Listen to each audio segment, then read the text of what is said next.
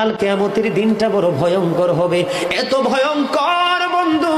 আমার নবী বলেছেন উলঙ্গ অবস্থায় মানুষগুলো হাসুরের ময়দানে একত্রিত হবে রে।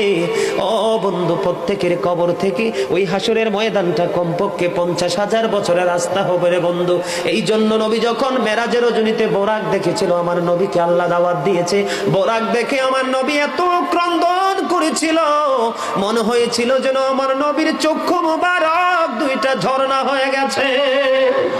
এই যুবক, কাল কিয়ামতের দিন ঘাম এত ঘামবে রে, কেউ মাজা পর্যন্ত, কেউ নাভি পর্যন্ত, কেউ বা আবার পুরো শরীর বন্ধু ঘামের নিচে ডুবে থাকবে, আবার মাথার মগজ টকবক টকবক করে উতরাইতে থাকবে রে। আল্লাহ বলেছেন লা ইয়ামুতু, people will not die that day, সেদিন মানুষ আর মরতে পারবে না।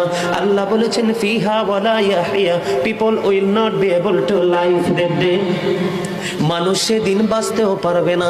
আবার আল্লাহ বলেছেন অমাহুম আনহা বিগাইবিন, people will not be able to escape that day, সেদিন মানুষ সেখান থেকে পালিয়ে যেতেও পারবো না রে। দুর্গাপুরের যুবক, হাদিস শরীফের মধ্যে এসেছে কাল কিয়ামতের দিন আল্লাহর আরশের ছায়া ছাড়া কোনো ছায়া থাকবে না। ওই কাল কিয়ামতের দিন এই দুর্গাপুরের যুবকগুলো চাইয়া দেখেন চাতক পাখির মতো বসে আছে। আমার কাছে এত সুন্দর লাগে রে যুবক।